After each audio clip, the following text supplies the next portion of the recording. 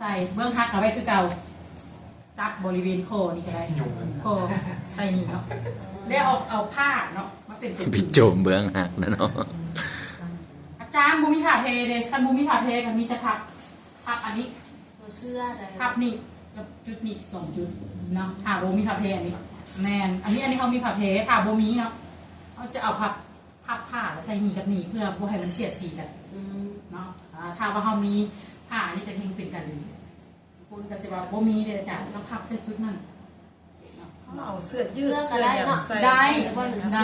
แมนบ่ให้เสียดสีกันบ่ให้มีบอลวางเขาเป็นกึ่งเนาะเขาจะเอาเบื้องบ่หักห้ามใส่คืออาจารย์พาเห็นเนาะเบื้องหักไม่ห้ามไปเคลื่อนห้ามไปเห็นอย่างมันเด็ดขาดเนาะเอามาหนีบตีนตัวเจ็บหนีบเขาค่อยๆเนาะเอาพอเข้าจะหนีบเห็นบ่เบื้องมันบ่เห็นขาดใช่ไหมกินมันพวกเขานี่ไปบ่เป็นเห็นบ่เห็นอยู่เห็นเห็นบ่แล้วถ่ายวิดีโอไว้เยอะนี่เด้อมาเบิ่งพี่มาพี่มาพี่ได้บ่คนเจ็บบ่สามารถเคลื่อนเองมานี่ได้เนาะอ่ะมาเห็นบ่นี่เนาะผ้ามาเบิ่งเด้อเบิ่งใกล้ๆเนาะผ้าพันเฮ็ดเป็นเลขคูณสอดเข้านี้เข้านี้มาเดินจันมีดเอาขาจะหนีบมามัดมัดเลยเห็นบ่ถ้าว่าขามันจุมันจอดกันเนาะหรือว่ามัดติดกันขาเราจะบ่ได้มีการเคลื่อนนี่เนาะมันจะบ่เพออกเวลาเขาเคลื่อนย้ายเนาะขาเขามัดปีโอเคเด้อเบิ่งนี้อันนี้ชอบตัวนี้แหละมาแม่นทุกคนจะได้เห็นว่าทุกคนเนาะจับเป็นกุมัดนี่แน่นๆมัดไหนเนาะมัดเลยแน่นๆเด้อแน่บ่แน่นๆโลดถ้าบ่แน่นบ่ได้เบิ่งอีกหน่อย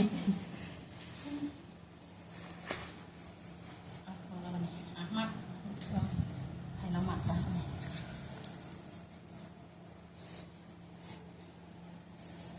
มัดแน่นเลยพอดีบ่เจ้าอันนั้นเราอันนั้นบนเนี่ยเนี่ยตัวนี้บ่แน่นบ่ตัวนี้แน่นๆใส่แน่นๆต้องย้ำมาคนเจ็บมัดการมัดแม่นบ่ให้มัดเต่งคอหัวเข่าถึงหรือลุมเนาะ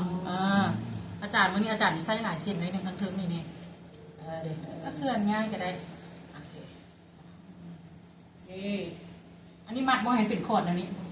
บ่ให้ขอดทุกมัดตายแม่นมันสิหลุดเด้มัดนี่อันนี้คือกันมัดบ่ให้มันโทษโทษได้จะมาเคลียร์สิง่ายสิโบเนาะไปแพทย์เพิ่นสิบ่ได้มาเอาอันนี้ไว้ดอกตัดกินเลยตัดกินเลยเนาะกระเสื่อมไว้ให้ใส่ตามได้มัดนิดนึงก็ง่ายเลยซะเนาะด้วยมือเลยซะเนาะกระเทินเนาะนอนดีๆน้อยง่ายจะเอามาผู้ชายพี่หัวต่ำยังไปพูดแล้วพี่คิดไปจับหัวคิดไปจับหัวสั่งมาเอาผู้ชายมา6 คนเอายืนยันเลยความสูงพูดได้ปะอยู่เลยเคลื่อนย้ายด้วยมือแล้วถือสวยนี่คนย้ายโดยการที่ว่าเขามีหลายคนสมุดบริษัทเขามีหลายคนจะคือว่าอยู่เรื่องพูดเรื่องขาดคนได้ปล่อยไว้ต้องไปเอามาเรียนกันไอ้นี่ทำกันเนาะโอเคอีกคนนึงลุงมาให้เราเห็นได้ลุงสิอันนี้การสร้างไปทำไงโอ้สามมันเยอะกว่า3,000เอามือเด็กอาศัยกันคิดสร้างเลยเลยรอดสั่งจำเลยคิดเป็นคนจับสร้างพ่อป้ากับเจ้าพาเลยถ้าว่าเขามีผู้ช่วยอีกคนนึงบอกหัวเนาะจะมีอยู่7 คนก่อนนี้ธรรมดาเนาะมือผู้ช่วยต้องยาวแล้วกลับมาบอกคาวนี่นะเปิดทางเดินหายใจนะว่ามือผู้ฝึกมันสั้นเนาะธรรมดามือยังเสร็จเนาะแล้วหลังจากนั้นเบื้องไหนฮักทางตรงนี้เนาะผู้ช่วยทางฟากเบื้องบ่ฮักคู่เข้าลงก่อนเนาะทีแรกมันเขาจะประสานมือกันก่อนมือเดียวมาประสานมือเดียวใส่ตู่มันเก็บเดียวมาตำแหน่งเขาให้เอาหู้ตำแหน่งสวดอันนี้ไปว่าส่งคนเราฟากต้องเอามือจับกันนะฝั่งให้เอาหู้ว่าตำแหน่งของมืออยู่ใสเนาะก็คือมืออ้ายตัวนี้แบบเอาหูเจ็บที่นี่มืออ้ายเป็นเนาะหลังจากที่เราหู้ตำแหน่งของมือแล้วเนาะทางฟากเบื้องนี้ค่อยๆพี่คนเจ็บมาเนาะโอเคแล้วเนาะหู้ตำแหน่งของมือตัวเองแล้วเนาะเอาออกก่อนแบบนี้ฟากเบื้องนี้คอยพี่คนเจ็บจั จับอยู่บาลายเนี่ยสะโพก จะแบบนี้ มีคอพับเนาะ เบิ่งเด้อ ค่อยๆเด้อ1 2 3ค่อยๆพลิกผู้ช่วยชกมือสอดเข่าฟังตรงนี้มือสอด ปล่อ เข่าย ปล่อยลงปล่อยวางลงเนาะหลังจากนั้น ผู้ช่วยทางฟังนี้คอยเอามือสอดเข่าคือตำแหน่งที่มีบ่เข้าหยกเด้อ เป็นสร้างก่อน ทุกเข่าเบิ่งหัวเจ็บเบิ่งคน ตั้งเข่าเบื้องหัวของคุณเจ็บ เบิ่งหัวตั้งเข่าเบิ่งเข่าเจ็บยกไข่บ่ยกเข่าขึ้นเบิ่งคนเจ็บเบิ่งเดียวยกเข่า เบื้องหัวคนเจ็บ ยกเข่าขึ้น หัวเบื้องนั้น ยกหัวคนเจ็บตั้งหัวเข่าขึ้นตั้งหัวเข่าขึ้นโยกนี่สิเฮาสิเจ็บเอวมุดบาดเอวต้อง เนาะทั้งหัว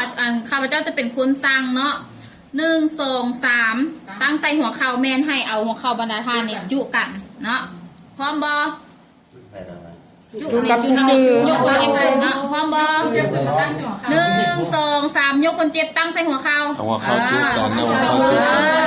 วันนี้สอดแขนเข้าสอดแขนแต่ละคนเข้าให้จำข้อศอกไอ้สอดเข้าเอาข้อสอบจำ เนาะหลังจากนั้น1 2 3 ลุก ยกคนเจ็บขึ้น ยก นี่ บอกเสื้อเราเสื้อดำ ให้การงานเขาจะไปทางตีนเนาะเขาจะบอกเอามาทางหัว เพราะว่าอาจจะเห็นให้หัวคนเจ็บต่ำอันนี้เนาะเนาะในการย่างเขาจะย่างไปทางตีนปีนก่อนปีนอย่าฟ้าปีน ต่อตีน ในการย่างเขาจะย่างต่อตีนเนาะ งานเป็น ย่างต่อตีนไปเลย1 แบบ 2 1 2 1 2เนาะเขาจะบ่ย่างแบบเขาย่างย่างไฟกับอันย่างธรรมดาเนาะยุดปิ้นมาที่นั่น ปีนกลับมาคืนเพิ่นบ่มีต่อปีนอันนี้เป็นด้วยมือเด้อนี่บ่มีหยังแน่เนาะต้องมีเพื่อนนะแต่ว่ามีหลายคนเบิ่งไว้ผู้หญิงเนาะไปบอกเจ้านะ 1 จะแข่งไม่ 2โอเคเนาะเอาลงตัวบน ฟังก่อน วิธีการเอาลงกับเส้นเดียวกันเนาะ1 2 3ตั้งใส่หัวเข่าแล้วก็ตั้งหัวเข่าเบื้องที่ว่าเขาขึ้นเนาะแบบเก่า1 2 3ตั้งใส่หัวเข่าว างคนที่เขา เหยียดมือออกค่อยเสื่อนมือออกคนละเงินเด้อคอยเส้นมือคอยเส้นมือ1 2 3วางคนเจ็บลงพื้น วางคนเจ็บลงพร้อมกันแบบนี้ประมาณนี้ เนาะได้บ่ โอ้ขักเนาะคนเจ็บ ก็เอาลงแม่ให้เฮาใส่หัวเข่า ทางเนาะคนเจ็บนี่ยังเป็นคนแก่ เอาออกไปแล้วเด้ ในการยาวต่อตีนเนาะเป็น